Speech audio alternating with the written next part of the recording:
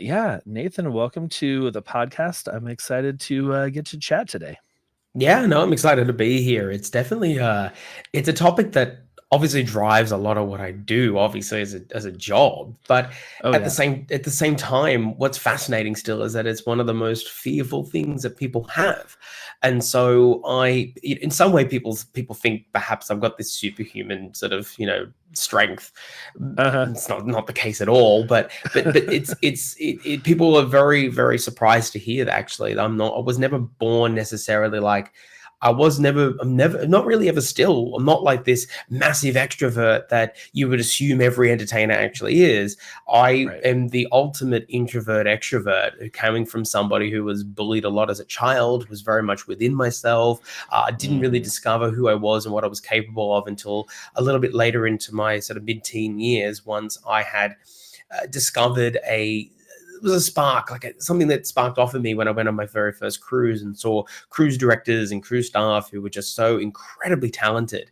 And I was also inspired by actually one of my biggest bullies in my grade 6 class. He was always revered in school for like always winning all the competitions and doing the debating, public speaking.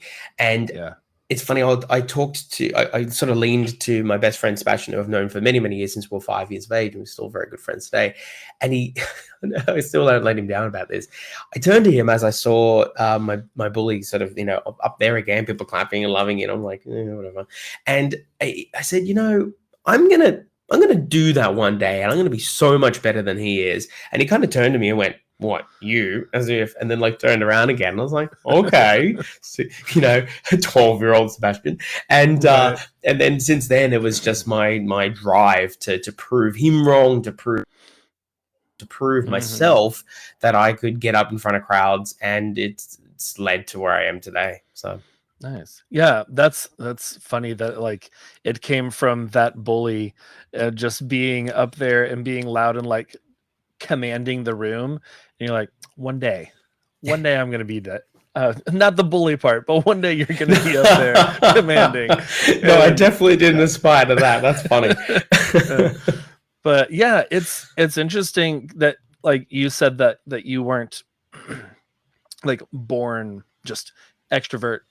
I'm gonna go over here and just like you can walk into a room and just like it's yours, because I was also like grew up very very quiet and just kind of very reserved. I was always the listener. People were Hmm. always like, "Oh, John's just listening over here." Like in group conversations, I would be like, "Oh yeah, yeah," and I would rarely like throw anything else in. But yeah, it's definitely something that I have tried to overcome and learn. And throwing myself into hosting a podcast has definitely kind of helped me get into public speaking by immersion. Hmm. Um, but yeah, I'm excited to kind of get into all of that of just how we can go, especially for those who are listening who are just like, yeah, I am terrified of being the center of attention. I don't like whenever people look at me, but for your job or for being an educator or something like that, you know that you're going to have to be up in front of everyone. Hmm. How did you get into? Was it that cruise in your teens that just kind of like got you into being an MC and all that? Yeah, so that was definitely the first time that I discovered that it wasn't just a passion to prove everyone wrong, have this Mm, ability to talk in front of everybody, etc., and just sort of know that that was like a worthy career building sort of attribute to have. Here I am as a 12, 13-year-old thinking about my future career. And but yeah, when I was that on that cruise, I was like, wow, actually, maybe where my real calling in life isn't just being able to talk in front of people, it's been able yeah. to use my voice in order to make people happy. And Mm, that really was the nexus point that shot me off into just next level of drive to get good at being able to command the language that I had, all the words that I had at my disposal in my brain. And over the course of a number of years, I focused on that. I then became a paintball referee of all jobs as my very first job when I was 16, 17. And that Okay. threw me into the recreational side of things, getting in front of Yeah. people and having to have a command of people's attention, but also a command of their safety, their entertainment, and their overall well-being within that 3 to 4 hours. And that was my very first time to really put that all to the test. Yes, it's one thing to go and do a prepared speech for a competition. It's another thing to be in an environment where realistically, if you don't have the skills to command that entire space, it's just, find another job to do. And Right. that was, I was very, very good at that. But it was obviously very entry level and this, what was to come. And then I, skip ahead to the end of my last 6 months of my university degree in marketing and philosophy, all things. I just said, yep, I'm going to go ahead and like apply, and I did. And Princess took me on as a junior assistant cruise director, and the rest is history, because I learned so much more at that point about how to be improvisationally perfect.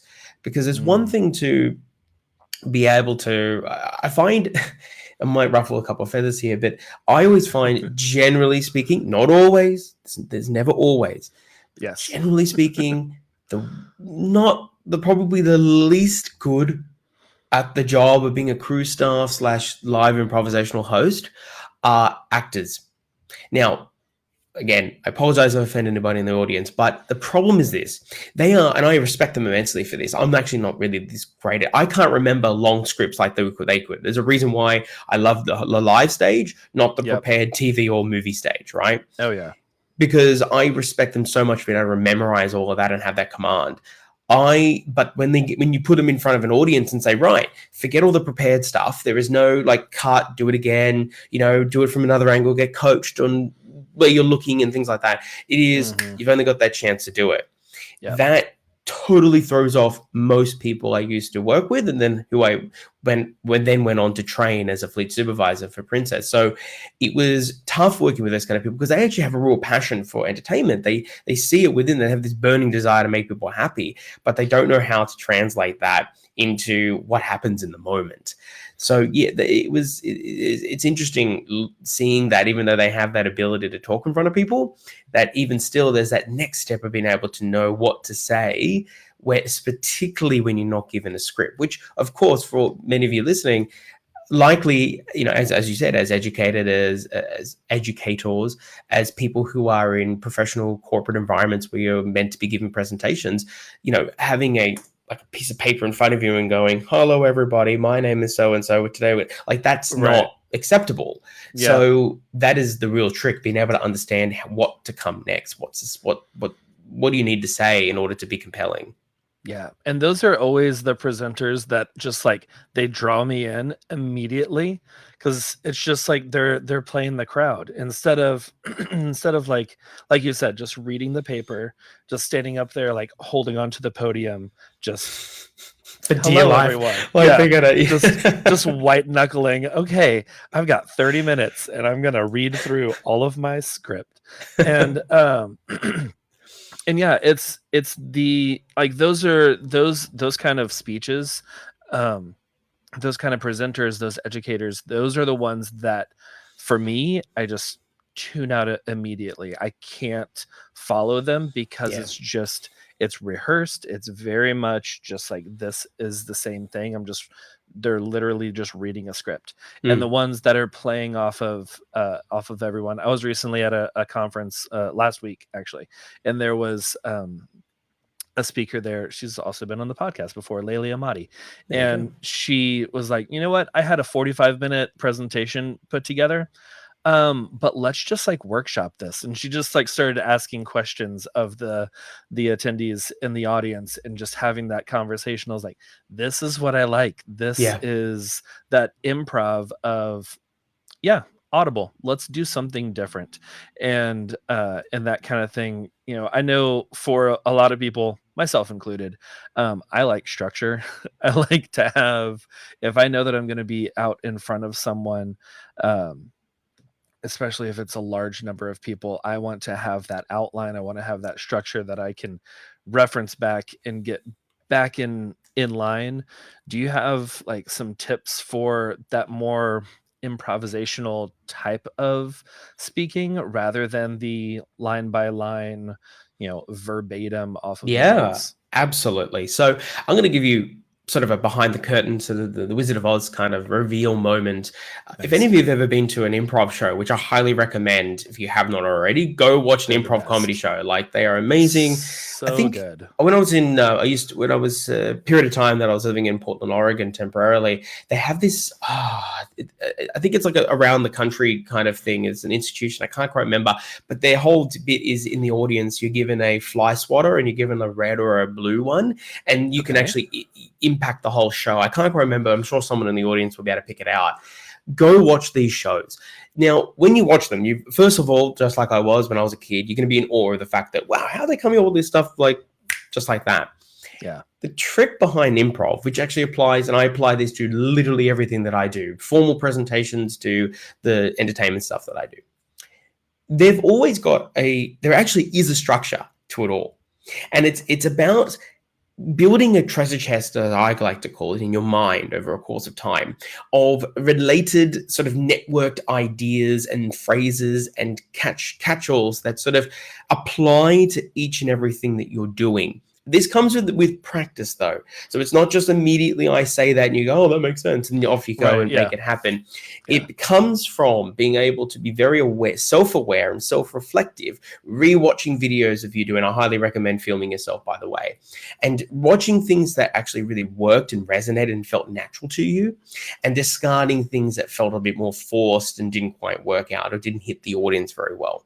And eventually what you'll discover is there are inherent things that really work successfully that you can actually apply in different contexts. So there are many jokes, for instance, or sort of punchlines that I'll have that I apply in multiple different contexts that simply have worked in one way. I then apply it in a different context of a conversation, but it's that initial nucleus of this particular funny thing that is a human trait, or it's an ironic thing, or it's a sarcastic kind of conversational trope that I will then take from that and apply it to the next thing that I hear someone say. And these kind of things, you have to build it over the course of time. This is that practice part of it all, that it's really hard for me to necessarily sort of say, okay, I would never be able to give you a list, so to speak, of like these things, but this is where the practice comes in. Now, a lot of people will say, but I'm terrified. So let's take it a step back further, right? Because I think that's really important. It's what people are here for. Yeah. First off, you will never accomplish getting over that initial fear if you don't step out into the stage and do it. Now, that is just key. I was absolutely terrified the very first time I did it. Yes, I have the luxury of having done it as a kid, and so that I've built upon that. But I can tell you this: it's okay to not be good on your first go. Yeah. The fact that you're there in the first place puts you well above so many people out there who still are not going to go up and do it. So already pat yourself on the back for being somebody who has already been capable of making that first step possible. Beyond that, you then now need to start thinking about, okay, I did it. I got up on stage and I made it happen. Then you need to break it down. What worked? What didn't work? What funny things can I put into that treasure chest? What insightful things, philosophical things can I put into that treasure chest? And don't be afraid also, as you described in that conference you went to, don't be afraid as a public presenter to allow people to input to you as well. Asking questions of your audience, giving people the opportunity to reflect upon what you've said and giving them time is crucial. That comes by actively asking questions and engaging and getting that response in that. But if you don't have that, that's not the mode you're being asked to do, then the biggest tip I can give you is to slow down. Some of the biggest issues that come out with public presentation in terms of people getting it wrong or really stripping up and so forth, or not allowing time for your brains to sort of process the moment you're in, the environment you're in, and then what you need to do to make it good, is by going too quickly. And that is a part of trope where you're trying to get it over and done with as soon as possible. I did Right. this when I Yeah. was in school. The first public speaking competitions I did as a kid, it was the only thing I ever purposely bombed at. Well, okay, except for like year 11, year 12 maths, but that's another story. But like Yeah. no one likes maths, but like I would purposely, literally do this. Remember, as a kid, 4 years in a row until I was inspired by my bully to stop doing this. I'd get the piece of paper and I'd be like, "Hi everybody, how you doing today? My name is Nathan. I'm going to talk about trucks, and trucks are really great." Whatever the topic was, and that Yeah. was purposely blocking my audience away. There was no connection. It was just done so quickly just to be able to get it Mhm. over and done with. If I you have slow so many words that I have to say, and I'm going to say them as quickly as I can so I can get out of this hot seat. Yeah. And Yeah. honestly, people actually want to hear less words. They want to Mhm. hear. I'm going to give you another hot tip here that I received this piece of advice many, many times. Remember this phrase. If you remember nothing else in this conversation except for this, the phrase word economy. What that means is that you need to economize strategically the words that you use. Mm. I used to waffle like no tomorrow. And this is both in my public speaking career and then my professional entertainment career. And basically, I had a lot of mentors come to me and say, "Look, you eventually got to the point we were trying to describe. And I understood what you said at the end, but unfortunately, you said 3 minutes of stuff when I only really needed one." Yep. As an example, we would on cruise ships, we have to introduce lots of game shows, from big headline stuff to the small stuff. And let's just take a trivia, for instance, something really simple. The simple breakdown of it is how to play. So people come in and you're supposed to obviously greet yourself. So say, "Hi, my name is Nathan, one of your cruise staff. Great to have you here. Hope you've had a great day so far. Welcome to the trivia. Pencils are here. And go get a team of no more than 6, and we'll get started very shortly." Now, that is all the impertinent information they need to know. Yeah. However, what I would do is I'd be like, "All right, folks, nice to see you here. If you could come on down to the front, take a pencil, only take one pencil, and then, figure out in your teams of 6 people, no more than that, because it's really important. We don't want people thinking you're cheating," and all this stuff I would say. And I would have someone come to me, one of my mentors or my colleagues, and say, "You said a lot then. Yeah. People understood it, but you said a lot, and you did lose a lot of people too." So when you're doing a presentation, it's important to slow down, use effective word economy, and plan out the most important things you need to get across, either by writing them down and highlighting them, or just simply practicing them in front of a mirror and say, as long as I get 1, 2, and 3, for instance, points out succinctly, sure, everything else will come as it needs to come. Yeah. But you will accomplish your goals with an audience if you get the most important facts out with the least amount of words possible. That means you're talking less, so that's a good thing for your fears. So Oh yeah. Yeah, and it calms your body down too whenever you're not up there just talking, and you're trying, like, your brain is trying to figure out where you're going next to fill these words because your mouth is talking really, really fast. And whenever you have that word economy where you can slow down and speak succinctly, pointedly to what you're talking about, then your brain has time to catch up. At least mine does. Mine is a little bit slower than a lot of people's. I've heard a lot of people say, that they don't talk fast, you just hear slowly, and I was like, yeah, I hear very slowly. It takes a while, and even whenever I'm speaking, it takes a little bit for my brain to be like, and this is where you go next. But I love that word economy, and just I'm definitely taking that away from this conversation. good, because But it's definitely been yeah. one of those main drivers for me. I had to remind Yeah. myself for years on stage, and I still do. Don't get me wrong, I'm not perfect, but like I have definitely got the art of the elevator pitch down well. And if anyone's not heard that Hmm. phrase before, it's essentially this concept. I forget who made the concept, but who coined it. But it's the idea that if you were to walk into a elevator with the CEO of the company or your ideal client, and you had that 45 seconds from the bottom of the ground to the top of the building to of the skyscraper to be able to explain fully and convince the CEO that your product or your service is the one that they need to get, all in that 45 seconds. That is your elevator pitch. And so I would work on, and I would take, for instance, the game show I had to describe. So I'd say the yes, no game show. It's a lot of fun. Actually, that's a really fun improv game I do where the idea is you have a conversation with me for no more than 3 minutes without saying yes or no. And very, very tough, actually. And the idea is I would have to then get up and explain what people needed to do, what the rules of the game were and all that. And I would write them all down.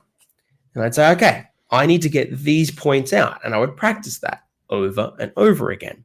And eventually I trained my brain to be able to identify automatically the most pertinent parts of what would provide action and what would provide solution to the audience. Context is important, but you need to be careful because context can get very waffly very quickly. Yes, so that's where I go. I'm just like all the details, and my brain's like, "Oh yeah, throw in this detail too." And too much. Yeah, and I think when it comes to discovering what the most important context is, always ask yourself: is this something? If I remove this part of my description, will people still be able to understand what I'm talking about? If it's just something that I wanted people fun to know, they will ask me afterwards and then I can provide more. Because what you're really trying to do as a public presenter and as a public speaker is to provide interest and intrigue and get people's attention to want to unlock whatever you're talking about. They don't care about, as an example, if you're giving a talk about how to, as a business coach, about how to formulate the best mindset daily schedule. When you're talking about that and trying to get that across to people, what you don't want to obviously talk about is, okay, so as an example, last week when I was with the perfect breakfast, sometimes can involve all the fiber you need. So I had a smoothie, but then sometimes you think about bananas and they may be good too. And it's like you start getting, I'm sure people are leaving the podcast right now. Like that's just not, it's not compelling. You just need to get the fact that, fiber is brain food, so make sure you get fiber. You can let everybody else figure it out. If they say, hang on, you said that fiber was really good, but I am actually not a dietitian, so can you give me 5 examples of great fiber food afterwards? Fantastic. But when you're just trying to get the point across, you don't need to give all those examples and that extra context because people don't care most of the time. They just don't. No, they really don't. And the ones who do care, you're actually causing them to think about the topic that you're speaking on because they're like, oh, I care about that. I want to have, a healthy breakfast. I don't know what fiber is.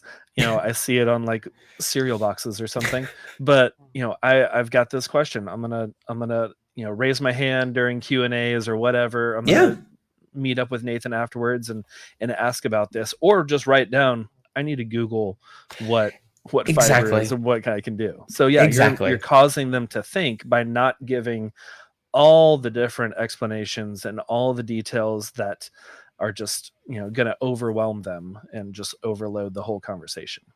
Absolutely. And I just want to make sure I say this before sort of changing tracks a bit, but going back to like how to overcome this fear. I want people to know, just first and foremost, quote me on this. The whole movie trope of imagining your audience naked is terrible. Do not do it. If you've been to conferences, that is most of the time not a good option anyway. But more importantly, that is just the most bizarre pop culture thing that's ever come across when it comes to public speaking. I definitely do not recommend that at all. I remember in my my public speaking class in college, they recommended that, and I was just like, this is not working. I don't I don't like this. I'm It's not gonna. awful. It Yeah. takes up your own, like your own brain power to have to imagine that first Right. off. You don't want to ruin, imagine your brain as a computer, which it is. You don't want to Uh, obviously give 50% of the on your graphic side going, okay, I'm going to imagine this person, this. Like, how stupid is that? Keep it yeah. lean, but Yeah. also just dumb. The I can give another piece of advice from a mentor that I always keeps it stays rent free in my brain, hopefully until forever. And he gave me this phrase, which is, don't be yourself on stage, be the best version of yourself. To provide pertinent context to this, as an example, no one cares about the kind of person that you are unless that's the topic of the conversation.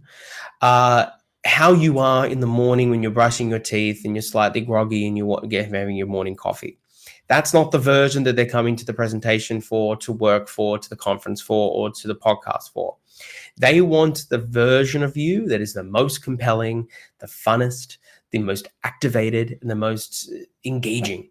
So, what you want to do is you want to tap into that, discover who you are, look within yourself and say, when am I the most compelling to the people around me? When do I best exemplify the best features of who I am and why I'm being asked to do this presentation in the first place? And Right. activate all of those features. You're still you. You're still exactly the person that they've asked to present or whatever the context is.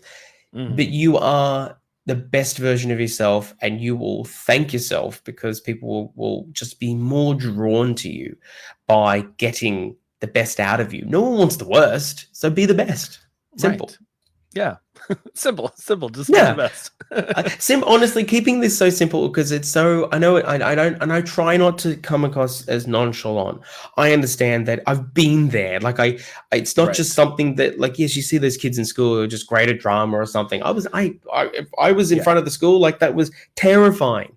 But I forced myself to be in situations that I knew would be beneficial to my future and my future career development and Hmm. personal development, because I knew that being compelling in front of people and being comfortable by being in front of people was Yes. just going to take me places. And so if it is something that you want to do, if it is something that you wish to accomplish in your life and have that natural ability, it will take you years, but every step of the way will be fun. That's another thing I want to say. Have fun when you're on Yes. stage. Have Yes. fun, enjoy it. Be proud that you've been asked, because generally speaking, audiences are actually really compassionate to having you on stage. There are a number of people in your audience who are already thinking, wow, I could never get up there. So you're that, as I mentioned a little bit earlier, you're already beating those people in the audience who Right. who don't have that sort of drive that you've had to get up there. Two, people are generally really compassionate until you've given them other reasons not to be. So, as you've said, you've had those people at conferences who you're just like, oh, kill me. No, Yes. like I'm not here for this. What you until when you activate the best version of yourself, people will be really drawn to that. That Yes. authenticity, you can't pay for it. And so you want to make sure that when you're activating that on stage, that you're just loving that moment. Be proud of it. Enjoy it. Use the ego that you're allowed to use on stage without being pompous, but Hmm. use that ego in order to drive that adrenaline rush that comes along with being in front of 50, 100, 200, 300 people. Yeah. People are going to want to listen. The moment that they clap you on stage and you're announced and your bio and everything else, and the MC, like myself, gives you a great rap, here you come on stage, and people have paid to be there. They want to listen. So play into that. Yeah. And Yeah. you'll be surprised how far it can go. Oh yeah. Yeah. And I love what you were talking about with, like, this is not going to be an overnight thing. It's not going to be you get up and speak in front of an audience once and then immediately you're just like, all right, well, this is great. I feel amazing. Like, you're probably going to bomb that first time. And I love how you said, like, analyze how you did every time that you go up there, at least those first few times, where it's like, these were the things that went really well, and really, like, focus on those, but also focus on the things that went really poorly, and like, okay, yeah, well, I stumbled over all of this. I got distracted because the bright light is just shining me in the face over here. So maybe next time don't turn directly to the spotlight. And you're not going to be the most amazing public speaker right out of the gate. And knowing that as you go up there, I think really gives you the just that freedom to go be yourself, because you're like, I am not going to knock this out of the park. I'm not going to be amazing this first run, but I'm going to go up and do the best that I can and be the best version of myself that I can right now, and then analyze that afterwards. Is I am all about analyzing things to become a better version later on, and I think that's such a good tip and such a good word to for anyone who's either going to be speaking, on a stage or on a podcast where people are tuning in to listen to you and to listen to what you're saying. And yeah, I think that's just a really great piece of advice there.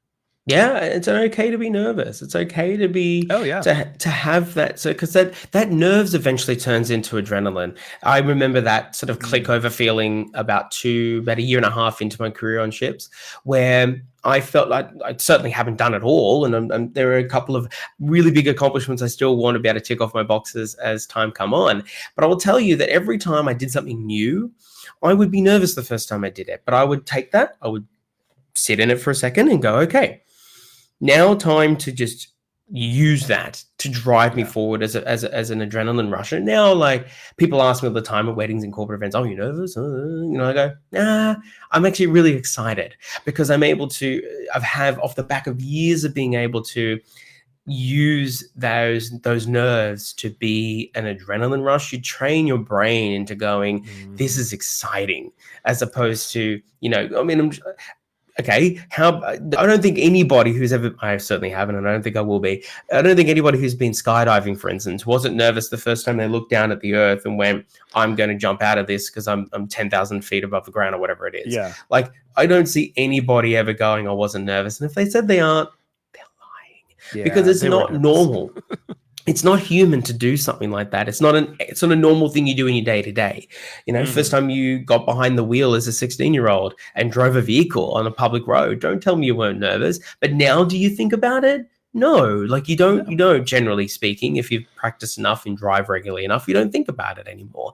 And so I don't necessarily think about the nerves that come anymore because they don't. And I actually use that as an adrenaline and exciting thing because I've been able to command that. And yes, I appreciate that you can see the value in it not being something that can happen overnight, because I'm not going to lie to people. It doesn't happen overnight. Comes with multiple, I can't even count the amount of public speaking competitions I did as a kid. I cannot count the amount of stages I've spoken in front of, and of course all the multiple different little mini events that I've hosted in my time. It's virtually countless at this point, but yet every time you do it contributes to it getting better and better and better. It's a muscle that needs to be exercised. It is something that can be faded out, and the excitement and the adrenaline can come. It does come. And if you continue to do it, if you continue to put yourself there, look, it's bad business, but I'm going to say it anyway. I promise you, I guarantee it will pass and you will love doing what you do on stage. Yes.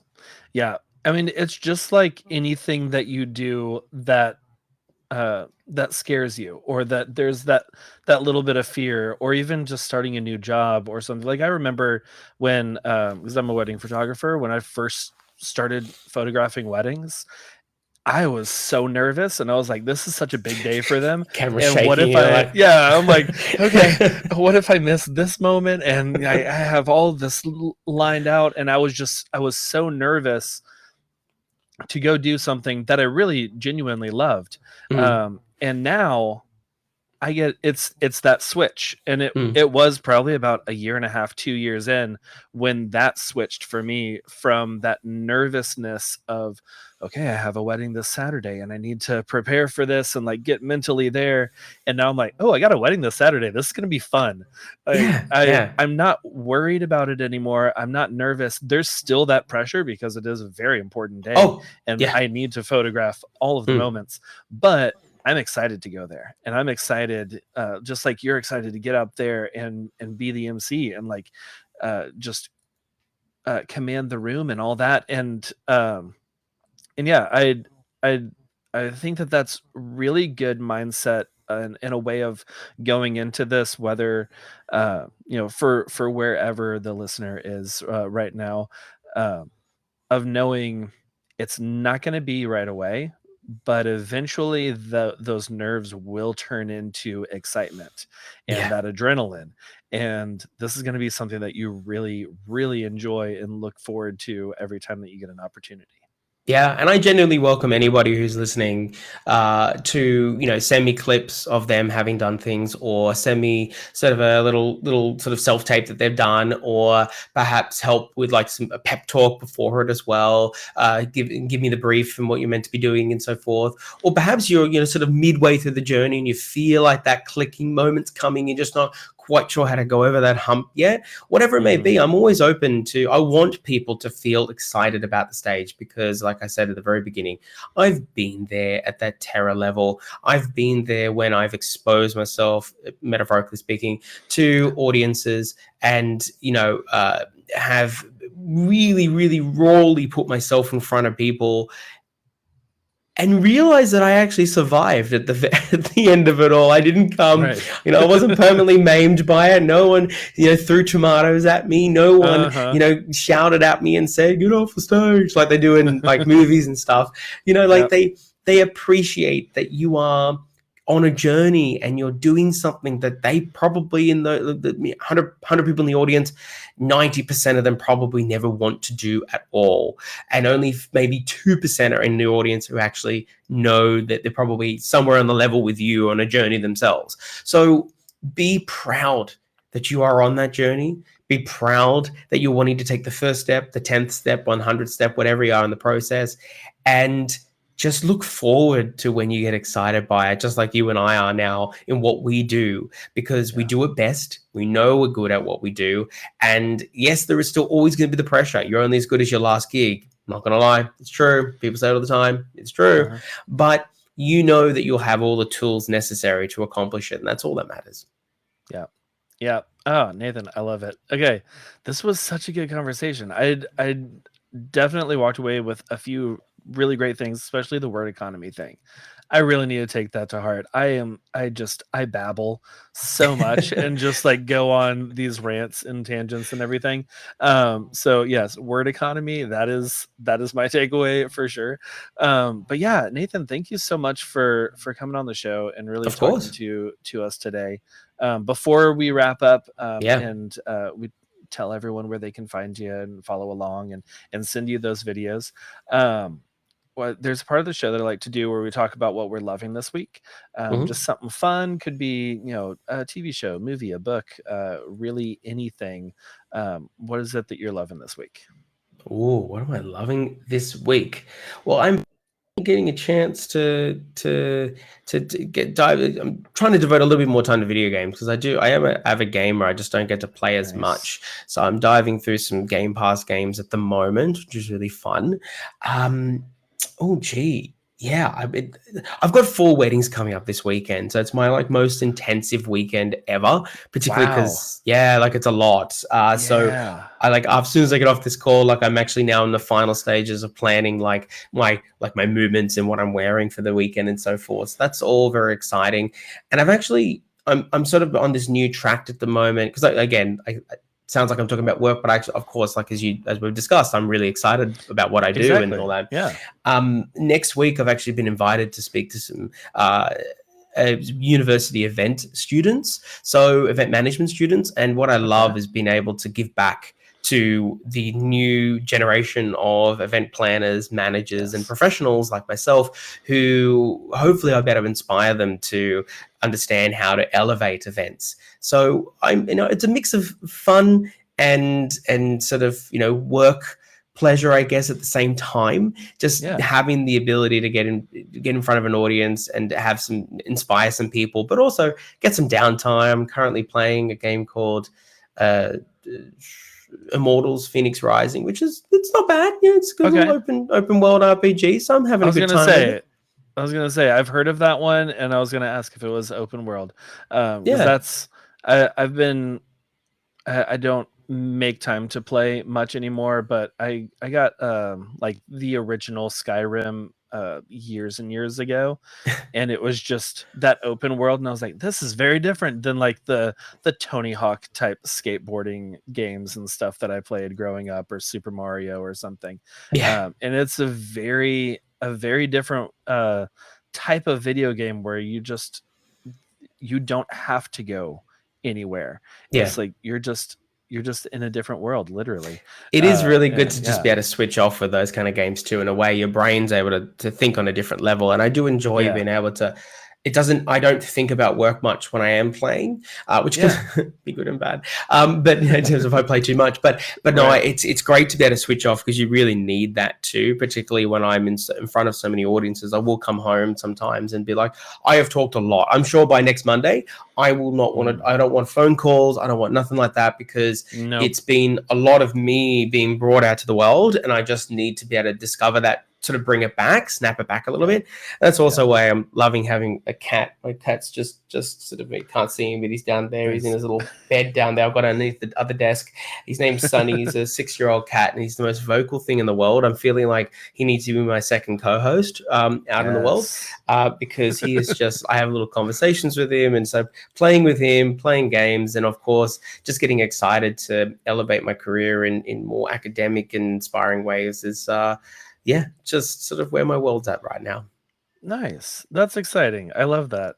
Okay, let's see. I'm gonna try and do one that's like fun, non-work, and then because the one that initially came to my mind was also kind of work, because I went to that photography conference, and I was working on staff, so I was working a lot there, Mm, but we did a few photo walks where we all just took photos of each other, and it was very film centered, where we were shooting on film cameras, and it's just that slow pace of here, stand right here, and then like getting in the right exact framing, and then I was using a hip fire camera, so I'm like looking down at the lens, oh yeah, and yeah. just like that, the extra time that it took to take just one frame was really great, to just like slow down instead of the digital world where it's just like, all right, cool, snap snap snap, and like over here, let's weddings go where you're do over like, here. you're running Yes, around yeah, constantly going, where we're oh my god, just something's happened all here. They're over the taking place. photos. Yeah. Yep, yep. So yeah, that's part of what I'm loving, is just how that week was, just very slow, and also got to see a lot of good friends. um and then let's see, something not work related. Hmm. I recently watched the documentary. I don't know if it's a documentary. I think it's definitely not. Uh, it was like a reenactment or something. Hmm. A mini series, I guess you would say, on HBO Max. It's called Chernobyl, and Oh, it I've was heard going. fantastic things about it. I've not got it myself because it's too expensive to have all the streaming channels these days, but I've heard It is. phenomenal things about it. Yeah, we recently broke down and got HBO Max. So I'm like slowly going through all of the things that are on there. And it was very, very well done. The storyline and everything. I think they did a really great job of it. And it was the cinematography was also very great. Mm, So yeah, mm. it was a good show. And that's yeah, that was something that I recently watched here and there over, I think it's like 8 episodes or something. It's not I love it. crazy, That's but fantastic. yeah, It's good to get some good Netflix time or streaming time out there when you can. It's a yeah. nice for me. It's often because I'm by myself in this apartment, so it's nice just to the cat comes over. Sonny just sort of plops himself next to me, and we're just watching something. And it's nice to. Hmm. I just finished a series called Florida Man on Netflix. It's all right. It was funny. It was good. Okay. It was all right. It was an Yeah. interesting take on the concept of Florida Man. Florida Man. I think it Yeah. was look, not the most show I've ever watched ever or this year, but certainly Yeah. I wouldn't say don't watch it. And I just finished watching Beef, which is a much more compelling show according to the I've internet. yeah, I've heard that was very good.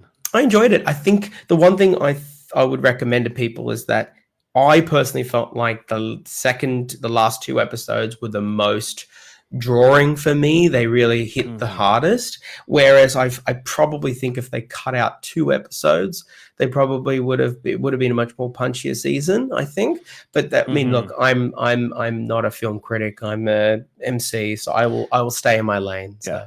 Yeah. Okay. Well, cool. Yeah, I will. That's on my list of things to watch. So, and I love, this isn't Stephen Yoon. He's one of the leads in there. So I really like him. I liked him from, the Walking Dead days. So, but yeah, okay. Well, sweet. Well, yeah, and I'll throw links to those in the show notes as well for anyone who's just like, what was that? I need to go check this out. It'll be in the show notes. Enjoy. And also in the show notes, where can people find you? Where can they follow you online? All of those things. Yeah, it'll be great to connect with you all. So I'm across Facebook, Instagram, YouTube, LinkedIn primarily. I'm building a Pinterest page at the moment, so don't look me up. But it's just going to be featuring all my galleries from my past weddings and corporate events and so forth. Cool. Nothing too fancy there. But yeah, would love to see you on YouTube. I'm at Nathan Cassar MC, all one string. On LinkedIn, I'm Nathan Cassar -MC, I believe. On Facebook, I'm Nathan Cassar.MC. I should have had this better planned out last 2 years ago. And on Instagram, I'm Nathan Cassar _MC. So yeah, it'd be great to connect with you. And of course, nathancassar.com.au, my main website, and my email is addressed there as well. So awesome. Well, sweet. Yeah, I will have all of those linked in the show notes as well. So listeners, y'all can reach out to Nathan and connect online. But yeah, Nathan, thank you so much for being on the show. This was a really great conversation. Max, absolutely. I feel exactly the same. And thank you for having me today. Absolutely.